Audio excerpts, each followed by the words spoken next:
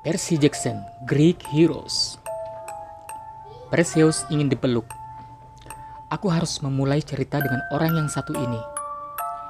Biar bagaimanapun, namaku diambil dari namanya. Ayah dewata kami lain, tapi ibuku menyukai kisah Perseus karena satu alasan simpel. Dia panjang umur. Perseus tidak mati dicacah-cacah. Dia tidak dikutuk terkena hukuman abadi. Untuk ukuran pahlawan, laki-laki ini memperoleh akhir yang bahagia. Bukan berarti hidupnya tidak payah. Selain itu, dia memang membunuh banyak orang. Tapi mau bagaimana lagi? Nasib buruk Perseus sudah berawal bahkan sebelum dia lahir. Pertama-tama kalian mesti paham bahwa di zaman dahulu, Yunani bukanlah suatu negara, melainkan terdiri dari sekian banyak kerajaan kecil. Tiada yang memperkenalkan diri dengan Hai, saya orang Yunani. Orang-orang justru menanyakan dari negara kota mana kita berasal. Athena, Thebes, Sparta, kampung Zeus, atau apapun itu. Yunani daratan merupakan kompleks properti raksasa. Tiap kota memiliki raja sendiri. Di laut Mediterania pun bertaburanlah ratusan pulau dan masing-masing adalah kerajaan tersendiri. Bayangkan andai kondisi sekarang masih seperti itu. Mungkin kita tinggal di Manhattan. Raja setempat memiliki tentara sendiri, menarik pajak sendiri, menyusun aturan sendiri. Jika kita melanggar hukum di Manhattan, kita bisa kabur ke Hackensack, New Jersey. Raja Hackensack bisa menganugerahi kita suaka, sedangkan Manhattan tidak dapat berbuat apa-apa, kecuali kedua raja tersebut bersekutu. Tentu saja kalau itu terjadi, yang dirugikan adalah kita. Kota-kota saling serang sepanjang waktu. Raja Brooklyn mungkin saja memutuskan untuk memerangi Staten Island atau Bronx dan Greenwich. Connecticut mungkin saja bersekutu secara militer dan menyerang Harlem. Bisa kita bayangkan betapa tatanan seperti itu akan menghasilkan hidup yang syarat ketegangan. Pokoknya di Yunani terdapat sebuah kota bernama Argos. Kota itu bukanlah yang terbesar atau terkuat, tapi ukurannya lumayan. Warga kota itu disebut Argive, barangkali karena argosit. Kedengarannya seperti nama bakteri. Rajanya bernama Akrisios. Dia jahatnya bukan main. Jika dia adalah raja kita, pantas saja kita ingin kabur ke Hackensack. Akrisios memiliki anak perempuan dan cantik bernama Danae. Tapi itu tidak cukup baginya. Dulu yang penting cuma anak laki-laki. Kita harus mempunyai anak laki-laki untuk meneruskan nama keluarga, mewarisi kerajaan sewaktu kita meninggal, dan sebagainya. Kenapa anak perempuan tidak boleh menjadi penerus kerajaan? Entahlah, memang bodoh, tapi begitulah tradisinya. Akrisius membentak-bentak istrinya. Lahirkan anak laki-laki! Aku ingin anak laki-laki! Tapi percuma saja, ketika istrinya meninggal, mungkin karena stres, sang raja mulai was-was. Kalau dia meninggal tanpa anak lelaki, adiknya Proteus akan mewarisi kerajaan, padahal mereka berdua saling benci. Karena putus asa, Akrisios lantas pergi ke Delphi untuk meminta sang orakel membacakan peruntungannya. Nah, perlu kugarisbawahi bahwa mendatangi orakel tergolong sebagai ide jelek. Kita harus menempuh perjalanan jauh ke kota Delphi dan menyambangi gua gelap di tepi kota, tempat tinggal seorang wanita bertudung yang menghirup uap vulkanik seharian dan berhalusinasi sambil menduduki dingklik berkaki 3. Kita harus menitipkan sesaji mahal kepada pendeta di pintu. Lalu kita boleh mengajukan satu pertanyaan kepada orakel. Dia kemungkinan besar akan menjawab dengan racauan berupa teka-teki. Sesudah itu, kita tinggal angkat kaki dalam keadaan bingung, takut, dan dengan kantong kosong. Tapi seperti yang sudah kukatakan, Akrisios sedang putus asa. Dia bertanya, "Wahai orakel, kenapa saya tidak kunjung memiliki anak laki-laki? Siapa yang nanti mewarisi tahta dan meneruskan nama keluarga saya?" Kali ini sang orakel tidak menimpali dengan teka-teki. Itu pertanyaan enteng, Katanya dengan suara serak. kau tak akan pernah mempunyai anak laki-laki. Suatu hari kelak putrimu Danae akan mempunyai anak laki-laki. Pemuda tersebut akan membunuhmu dan menjadi raja Argos berikutnya. Terima kasih atas sesajinya. Selamat siang dan semoga berhasil. Sambil marah dan terperangah, pulanglah Akrisios ke rumah. Setiba di sana, anak perempuan Akrisios menghampirinya. Ayahanda, ada apa? Apa kata orakel? Sang raja menatap Danae. Putri cantiknya yang berambut panjang gelap dan bermata coklat menawan. Sudah banyak pria yang meminta untuk menikahinya. Namun hanya ramalan itu yang kini terpikirkan oleh Akrisios. Dia tak boleh mengizinkan Danae menikah. Anak perempuannya tak boleh memiliki putra. Danae bukan putrinya lagi. Gadis itu adalah algojonya. Kata orakel, masalahnya adalah kau. Geram Akrisios. Kau akan mengkhianatiku. Aku akan dibunuh gara-gara kau. Danae berjengit karena terkejut. Tidak mungkin, Ayahanda.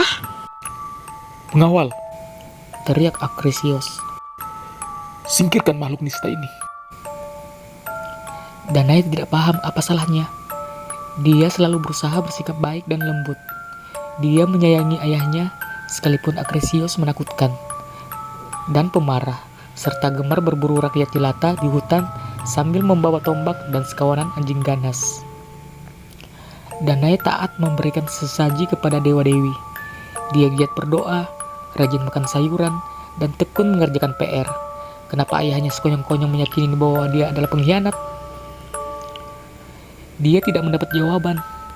Para pengawal menyeretnya pergi dan mengurungnya di dalam sel bawah tanah berkeamanan maksimum. Ruangan seukuran lemari sapu yang dilengkapi jamban, ranjang berupa balai-balai batu, dan dinding perunggu setebal 30 cm. Danae bisa menghirup udara dan menikmati sedikit cahaya berkat ventilasi berjeruji rapat di langit-langit. Tapi di hari yang gerah, sel perunggu itu sepanas teko air mendidih. Pintu berkunci 3 tidak berjendela, hanya memuat celah kecil di bawah untuk melewatkan nampan makanan. Raja Akrisios menyimpan kunci satu-satunya, sebab dia tidak mempercayai para penjaga. Tiap hari, Danae mendapatkan 2 keping biskuit kering dan segelas air. Dia sama sekali tidak boleh keluar untuk sekedar meregangkan badan. Di halaman, tak boleh menerima tamu, dan tak mendapat kuota internet. Pokoknya, tak dapat apa-apa. Mungkin kalian bertanya-tanya, jika Akrisios khawatir sekali kalau putri-putrinya melahirkan anak, kenapa dia tidak membunuh Danae saja? Penyebabnya adalah karena membunuh keluarga sendiri adalah perbuatan yang dikecam keras oleh dewa-dewi. Ini aneh, sebab dewa-dewi lah yang justru menyebabkan aksi pembunuhan keluarga sendiri. Ini aneh, sebab dewa-dewi lah yang justru kebanyakan melakukan pembunuhan keluarga sendiri.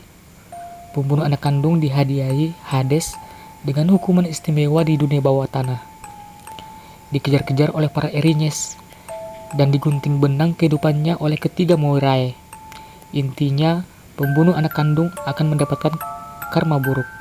Tapi kalau si anak meninggal secara tidak sengaja di dalam sel bawah tanah, itu bukan pembunuhan, melainkan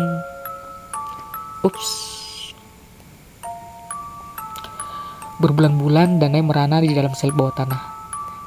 Gak ada kegiatan yang dapat dikerjakan selain membuat boneka-boneka kecil dari adonan biskuit dan air, atau berbicara kepada Pak Jamban. Jadi Danae menghabiskan sebagian besar waktunya dengan berdoa kepada dewa-dewi untuk meminta pertolongan.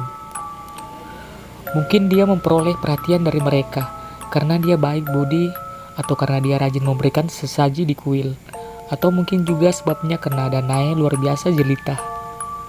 Suatu hari, Zeus sang Raja Langit mendengar Danae memanggil namanya. Dewa-dewi memang seperti itu. Ketika kita memanggil nama mereka, dewa-dewi langsung awas. Aku bertaruh, mereka sering memasukkan nama sendiri ke mesin pencari internet. Dari kayangan, Zeus memisingkan matanya yang berpenglihatan sinar X. Dia menyaksikan seorang putri cantik yang terkurung di dalam sel perunggu sambil meratapi takdir yang kejam. Ya ampun, jahatnya. Kata Zeus kepada diri sendiri. Ayah mana yang tega memenjarakan putrinya sendiri supaya tak jatuh cinta atau punya anak? Sebenarnya Zeus adalah tipe dewa yang tega melakukan itu. Tapi ya sudahlah, Tampangnya juga molek. gumam Zeus. Aku mau bertamu. Demikianlah kegemaran Zeus.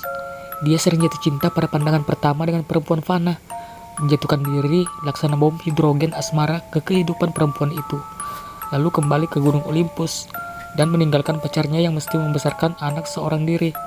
Tapi sungguh, aku yakin Zeus berniat mulia. Untuk menyambangi Danae, Zeus mesti mencari cara untuk masuk ke sel perunggu berkeamanan maksimum. Tentu saja, dia adalah dewa. Dia punya keahlian. Dia bisa saja meledakkan pintu hingga terbuka.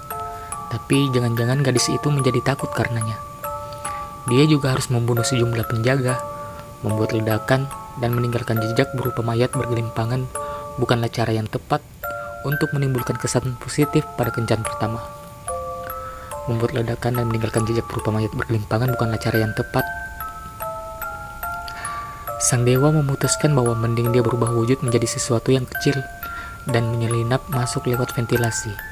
Dengan demikian, dia bisa leluasa berduaan saja dengan gadis impiannya. Tapi dia mesti berubah wujud menjadi apa? Semut. Zeus pernah berubah menjadi semut saat mendekati gadis lain. Tapi dia ingin memberikan kesan pertama yang bagus. Sedangkan semut sepertinya kurang wah. Diputuskannya untuk mewujud menjadi sesuatu yang lain. Dibandingkan yang lain, serbuk emas. Ya, serbuk emas. Zeus meleburkan diri menjadi kabut emas 24 karat dan melesat turun dari gunung Olympus. Dia menghamburkan dirinya lewat ventilasi sambil berputar-putar, memenuhi sel Danae dengan cahaya hangat sehingga gadis itu terperanjat. Jangan takut. Kata suara dari serbuk emas. Aku Zeus, sang raja langit. Kamu cantik. Bisa aku temani?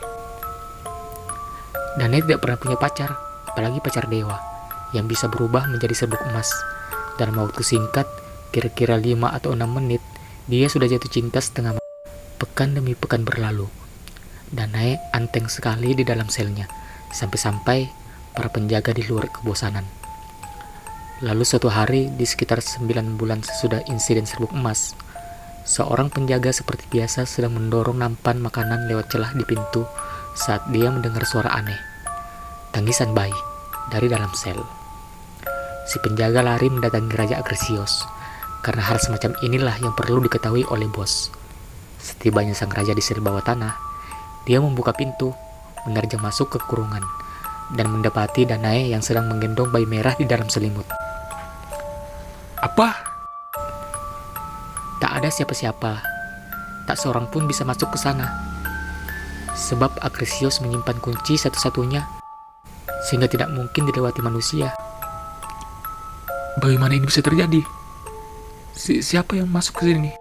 Ayah, Kata Danae dengan mata yang berkilat-kilat penuh benci. saya telah dinikahi Dewa Zeus. Saya namai dia Perseus. Akrisios tercekat. Kata Perseus berarti pembalas dendam atau penghancur. Tergantung pada konteks. Sang raja tak ingin anak itu tumbuh besar sambil berkawan dengan Iron Man. Sedangkan dari kecaman Danae, sang raja tahu persis siapa yang putrinya ingin agar dihancurkan oleh bocah itu. Siapa lagi kalau bukan dirinya? Kekhawatiran terbesar sang raja mengenai ramalan tersebut ternyata terwujud. Yang sebenarnya konyol, sebab kalau Akrisios tidak mengurung putrinya, ramalan itu tak akan menjadi nyata. Tapi ramalan memang seperti itu. Ketika berusaha menghindar jebakan, kita justru menciptakan sendiri jebakan tersebut dan menjejakkan kaki ke dalamnya. Akrisios ingin membunuh Danae dan si bayi laki-laki. Itulah yang paling praktis. Tapi membunuh keluarga sendiri adalah perbuatan tabu. Merepotkan saja. Selain itu, jika Danae berkata jujur dan Perseus betul adalah putra Zeus, membuat marah penguasa semesta tentunya tak akan menambah angka harapan hidup Akrisios. Akrisios memutuskan untuk mencoba pendekatan lain. Dia memerintahkan para pengawalnya mencari kotak kayu bertutup. Dia menyuruh pengawal membuat lubang-lubang udara di atas kotak, semata-mata guna menunjukkan betapa baik hatinya. Kemudian, dia memasukkan Danae dan si bayi ke sana, memaku tutup kotak rapat-rapat, dan memerintahkan agar kotak itu dibuang ke laut. Tak ada yang lebih menenangkan batin selain mengenyahkan putri dan cucu sendiri, supaya mati pelan-pelan secara mengenaskan. Itulah pikir Akrisios. Yang demikian bukanlah pembunuhan, pikirnya. Mereka mungkin saja tewas karena kehausan dan kelaparan. Mungkin badai akan merembukan mereka hingga berkeping-keping dan menenggelamkan mereka. Apapun yang terjadi, bukan Akresios yang patut dipersalahkan. Sang raja kembali ke istana dan tidur nyenyak untuk kali pertama setelah bertahun-tahun. Bagi orang sebiadab Akresios, tiada yang lebih menenangkan batin selain mengenyahkan putri dan cucu sendiri. Sementara itu, di dalam kotak kayu, Danae berdoa kepada Zeus. Hai dewa, aku dan anak-anakmu sekarang berada di dalam kotak. Apabila kau bisa membantu kami, hanya dengan satu penggalan SMS atau gimana, mungkin aku dan Perseus akan mengucapkan terima kasih. Zeus berbuat lebih dibandingkan menelpon belaka. Dia mengirimkan gerimis sejuk yang tetes-tetesnya masuk lewat lubang udara sehingga bisa diminum oleh Danae dan si bayi. Zeus membujuk saudaranya, Poseidon, sang dewa laut, untuk menjinakkan ombak dan mengubah arus sehingga kotak tersebut berlayar dengan mulus. Poseidon bahkan menyebabkan ikan-ikan kecil berlompatan ke atas kotak dan menggeliat masuk dari lubang udara sehingga Danae bisa menikmati sasi segar. Ayahku Poseidon memang keren. Jadi, alih-alih tenggelam atau mati karena kehausan, Danae dan Perseus bisa bertahan hidup dalam keadaan sehat walafiat. Setelah beberapa hari, kapal kotak kayu mendekati pantai sebuah pulau bernama Serifos yang terletak kira-kira 160 km di timur Argos. Danae dan si bayi masih mungkin meninggal sebab tutup kotak dipaku rapat-rapat. Untungnya, seorang nelayan bernama Diktis kebetulan sedang duduk di pantai sambil memperbaiki jaring sesudah seharian bekerja keras untuk menangkapi ikan. Diktis melihat sebuah kotak kayu besar yang bergoyang-goyang di bawah gelombang, dan sontak berpikir, "Itu apa ya? Seperti sebuah peti." Dia pun mengarungi air sambil membawa jaringnya dan menyeret kotak tersebut ke pantai. "Kira-kira apa isinya ya?" Diktis membatin. "Barangkali anggur atau zaitun atau emas."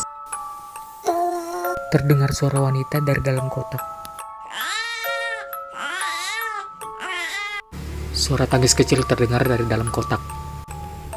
"Hah? Manusia?" kata Diktis. "Ada manusia di dalam." Pria itu mengeluarkan pisau nelayannya yang multiguna dan dengan hati-hati mencungkil tutup kotak. Di dalamnya duduklah Danae bersama Perseus si bayi.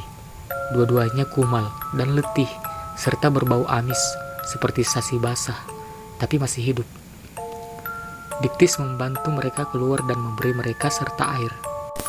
Aduh, roti dan air lagi, kata Danae dalam hati. Sang nelayan menanyakan apa yang telah menimpa Danae. Wanita tersebut memutuskan untuk bercerita sekenanya. Biar bagaimanapun, dia tidak paham di mana dia berada. Danae hanya tahu dia berada di antah berantah.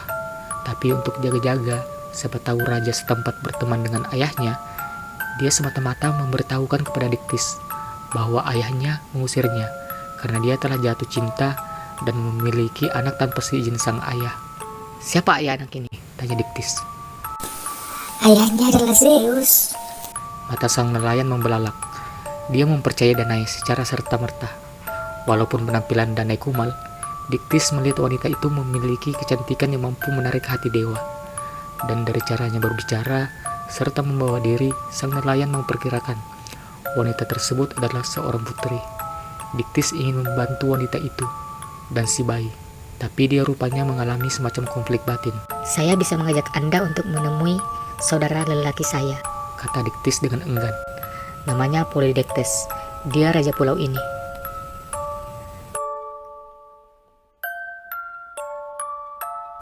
Tanya Danae. "Kau coba saja nanti." Diktis berusaha agar tidak terkesan gugup. Tapi saudaranya yang terkenal mata keranjang, Polydectes barangkali akan menyambut Danae dengan terlalu hangat. Danae mengerutkan kening. Kalau saudara Anda raja, kenapa Anda bisa jadi nelayan? Maksud Saya tidak suka sering-sering di istana," kata Diktis. "Masalah keluarga." Danae paham sekali mengenai masalah keluarga. Dia enggan minta bantuan kepada Raja Polydectes, tapi Dia tak mempunyai pilihan lain, kecuali dia mau tinggal di pantai dan menjadikan kotak sebagai gubuknya. Haruskah saya membersihkan badan dulu? Tanyanya kepada Diktis. Jangan, Kata sang nelayan. bila berhadapan dengan saudara saya, Anda sebaiknya berpenampilan tidak menarik. Malahan, coba kotori wajah Anda dengan pasir. Sangkutkan rumput laut ke rambut Anda. Diktis membimbing Danai dan si bayi ke kota utama Seripos. Istana sang raja lebih tinggi menjulang ketimbang semua bangunan lain. Pilar-pilar marmer putih dan tembok-tembok batu parasnya berdiri kekar, disemarakan panji-panji yang berkibar-kibar di kubu pertahanan. Sementara itu, gerbangnya diamankan oleh para penjaga. Para penjaga bertambang preman. Danai mulai membatin, apakah mungkin lebih baik tinggal di dalam kotak di pantai saja. Tapi dia terus mengikuti temannya, sang nelayan, sampai ke dalam ruang singgasana. Raja Polydectes menduduki tahta perunggu padat yang pasti membuat pantat pegal. Di belakangnya, dinding dihiasi rampasan perang, senjata tameng, panji-panji, dan segelintir kepala musuh yang disumpal kapuk. Kalian tahu kan, dekorasi yang lazim digunakan untuk menyegarkan suasana ballroom, Wah, wah, wah. kata Polydectes. Apa yang kubawakan untukku, saudaraku? Jaringmu akhirnya memperoleh tangkapan yang bernilai rupanya. Diktis memutar otak untuk mencari cara menyampaikan sesuatu. Tolong perlakukan perempuan ini baik-baik dan jangan bunuh aku. Kau boleh pergi. Para pengawal kontan menggiring sang nelayan malang keluar. Polydectes mencondongkan badan ke arah Danai. Sekalipun menyeringai, dia tidak tampak lebih ramah sebab giginya jelek dan berantakan. Sang raja tidak terkelabui oleh pakaian Danai yang compang-camping. Pasir di wajahnya, rumput laut dan ikan kecil di rambutnya, ataupun buntalan gombal yang dibuainya. Kenapa dia menggendong buntalan? Apakah itu tasnya? Polydectes bisa melihat betapa cantiknya perempuan tersebut. Matanya mempesona, wajahnya sempurna. Asal dimandikan dan diberi pakaian yang pantas, dia bisa saja dikira sebagai putri. Jangan takut manis, kata sang raja. Ada yang bisa kubantu? Danai memutuskan berlagak menjadi korban, mengira bahwa sang raja akan iba karenanya. Wanita itu jatuh berlutut dan terseduh-seduh. Paduka, saya Danai, putri raja dari Argos. Ayah saya, Raja Akrisios, telah mengusir saya. Saya memohon perlindungan pada raja. Hati Polydectes tidak tersentuh. Argos kota yang bagus. Dia pernah mendengar tentang Akrisios, sang raja tua yang tak mempunyai anak lelaki. Oh, ini sungguh kesempatan emas. Jika aku menikahi Danai, Aku akan menjadi penguasa dua kota. Begitu pikir si Polydectes. Dia akhirnya akan memiliki dua ruang singgasana yang mencukupi untuk memajang sebuah kepala tersumpal yang dia simpan di gudang. Putri Danai, tentu saja saya bersedia memberi Anda suaka. Kata Polydectes keras-keras sehingga terdengar oleh semua anak buahnya. Saya bersumpah kepada Dewa Dewi, Anda akan aman di dalam perlindungan saya. Sang raja bangkit dari singgasana dan menuruni undakan mimbarnya. Dia bermaksud mendekap Danai untuk menunjukkan betapa dirinya adalah seorang laki-laki baik hati dan penyayang.